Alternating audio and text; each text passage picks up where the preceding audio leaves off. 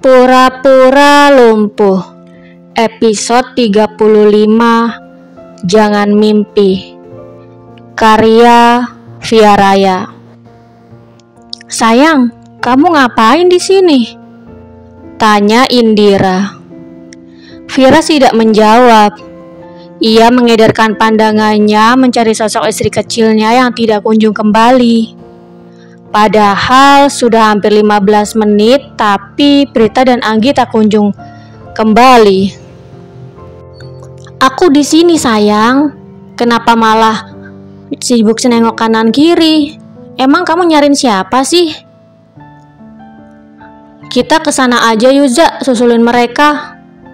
Aku takut Prita sama Anggi kenapa-napa. Soalnya kan udah lebih dari 15 menit kita nunggu. Tapi mereka berdua belum balik-balik juga. Ajak Firas tidak ingin berlama-lama, ada Indira di dekatnya. Tunggu, kamu mau kemana? Cekal Indira. Kamu ini apa-apaan sih? Bentak Firas sambil menghempaskan tangan Indira. Sementara di ujung dekat eskalator, Prita berteriak memanggil Firas sambil melambaikan tangannya. Karena tak kunjung mendapat jawaban, Prita mengajak Anggi untuk mendekat ke arah Firas berada. Ketika Prita baru melangkahkan kakinya, ia melihat seorang wanita mencekal lengan suaminya. Itu siapa ya Anggi? Kok megang-megang tangan Om Firas? Tanya Prita dengan gejolak di hatinya. Baru melihat wanita lain menyentuh tangan Firas, Prita sudah kepanasan. Bagaimana dengan Firas yang jelas-jelas tahu bagaimana perasaan Prita terhadap Pak Irsyad? Sayang, kamu kenapa sih? Kok jadi kasar gini sama aku? Ujar Indira kembali mencekal lengan Firas. Stop panggil aku sayang. Bentak Firas menghempaskan tangan Indira lagi. Lagi? Ya, Firas kembali menghempaskan tangan Indira untuk ketiga kalinya setelah pertemuan keduanya. Tidak ada rasa cinta, tidak ada rasa sayang, dan tidak ada rasa rindu. Kini hanya ada kebencian yang tersirat di mata Firas. Emangnya kenapa sayang? Kenapa aku gak boleh manggil kamu sayang lagi? Tanya Indira bergelanjut manja di lengan berotot Firas. Karena hanya seseorang yang boleh memanggilku sayang, dan seseorang itu bukan kamu. Sahut Firas mengepaskan tangan Indira lagi dan lagi. Sayang, kamu kenapa sih? Udah dong bercandanya, kata Indira sambil menyentuh lengannya yang terasa sakit akibat hempasan tangan Firas yang terlalu keras. Kamu marah sama aku? Kenapa? Apa gara-gara aku gak datang mengunjungi kamu? Maaf sayang. Terakhir aku menemui kamu di departemen store. Aku sedang liburan sengaja untuk menemui kamu. Tapi tiba-tiba produser menghubungiku untuk segera kembali. Dan sekarang aku baru saja pulang dan kesini untuk sekedar refreshing. Lanjut Indira menjelaskan. Cukup Indira. Aku tidak butuh semua penjelasan kamu. Kita sudah tidak memiliki hubungan apa-apa lagi sejak terakhir kali kamu menolak lamaran aku. Dan sekarang, enyahlah dari hadapanku. Bila perlu, enyah dari kehidupanku untuk selama-lamanya. Bentak Firas tidak ingin lebih jauh melihat drama yang dipertontonkan oleh Indira. Sayang, aku mohon jangan lakukan ini. Aku masih sayang dan cinta sama kamu. Aku sama sekali tidak bermaksud untuk menolak lamaran kamu waktu itu. Aku hanya... Indira memohon tetapi segera ditepis oleh Firas. Aku hanya apa? Aku hanya lebih mencintai karir aku daripada kamu. Gitu Potong Firas membentak Indira. Enggak, bukan itu maksud aku sayang. Aku menyesal sudah menolak lamaran kamu. Tapi sekarang kalau kamu mau melamar aku lagi dan besok kita menikah, aku pasti mau kok. Indira mengelak ucapan Firas yang kenyataannya memang seperti itu. Kemudian ia berusaha membujuk agar Firas mau melamarnya lagi.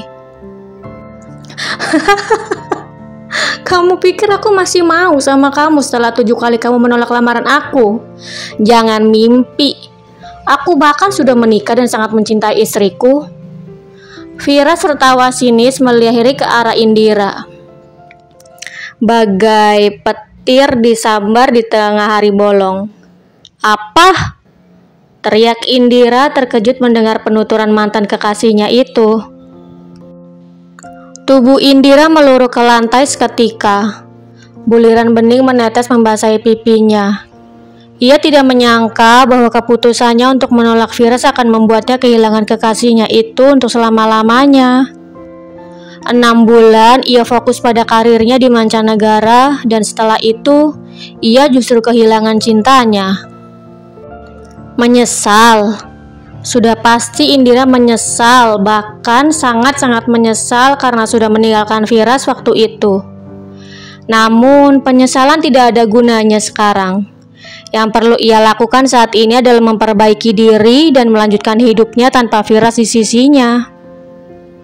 Ya, aku sudah menikah 1 bulan setelah kepergianmu dan sekarang aku sedang menemani istriku nonton film di bioskop.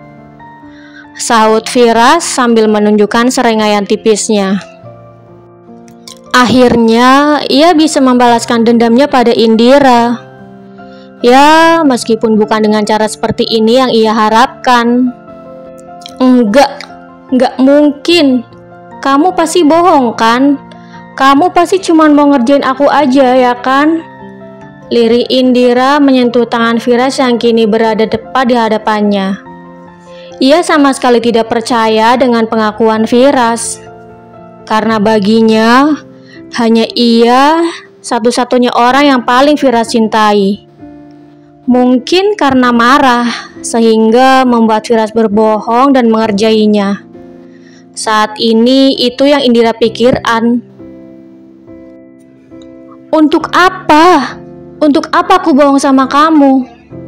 Zah, tolong jelaskan sama dia kalau aku udah nikah. Aku ingin mencari mana keberadaan istriku sekarang. Kata Firas tidak ingin berlama-lama sebagai bahan pergunjingan orang-orang yang kini mengelilinginya. Tatapan tajam mereka membuat Firas jengah dan tidak ingin berlama-lama lagi di tempat itu. Enggak, aku nggak percaya, kamu pasti bohong. Aku nggak percaya kalau kamu udah nikah. Lirik Indira mencegah langkah Firas dengan memegangi kakinya. Terserah kamu mau percaya atau tidak. Firas mengepaskan kakinya dan beranjak pergi. Sementara Indira, wanita itu tersungkur di lantai tidak berdaya. Beruntung saat ini ia mengenakan pakaian serba hitam dengan kacamata hitam, masker dan topi hitam sebagai aksesoris agar tidak ada satu orang pun yang mengenalinya. Kalau sampai ada fans mengenalinya, mungkin saat ini juga akan ada wartawan yang mengelilinginya dan semua media akan memberitakan tentang kisah cintanya yang kandas. Firas melangkahkan kakinya dengan langkah yang benar-benar ringan. Beban yang ada di hatinya kini sudah terangkat sempurna. Sedangkan Indira, ia menatap punggung mantan kekasihnya yang kian menjauh. Punggung seseorang yang tidak akan pernah bisa ia gapai lagi sampai kapanpun. Bangun, Mbak. Zafran berusaha membantu Indira agar berdiri. Lepasin, bentak Indira tidak suka. Zafran mengangkat kedua tangannya dan menjauhkan dirinya dari Indira. Lebih baik Mbak Indira lupain Pak Firas aja. Sekarang beliau sudah hidup bahagia bersama istrinya. Bahkan jauh lebih bahagia dibandingkan ketika beliau bersama Mbak. Diam. Aku gak akan pernah melepaskan Firas begitu aja. Dia milik aku dan hanya milik aku. Sampai kapanpun aku gak akan melepaskan dia. Bentak Indira menatap tajam ke arah Zafran. Zafran menggeleng-gelengkan kepalanya dan berlalu pergi menyusul bosnya. Ia tidak ingin mengikuti drama yang dimainkan oleh mantan kekasih bosnya itu. Dulu setiap tahun, Zafran membantu Firas mencarikan sebuah cincin untuk melamar Indira.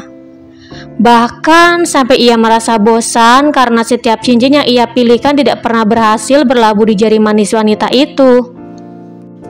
Lihat saja nanti, aku akan merebut kembali apa yang sudah seharusnya menjadi milik aku, bisik Indira sambil mengepalkan tangannya kuat-kuat dan menggertakkan giginya. Kemudian ia bangkit, menghapus air matanya, merapikan pakaiannya sambil mengedarkan pandangan. Dengan elegan, ia berjalan meninggalkan kerumunan yang sedari tadi menonton adegan yang ia pertontonkan bersama Firas.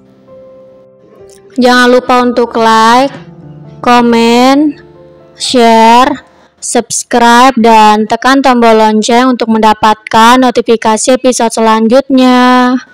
Terima kasih.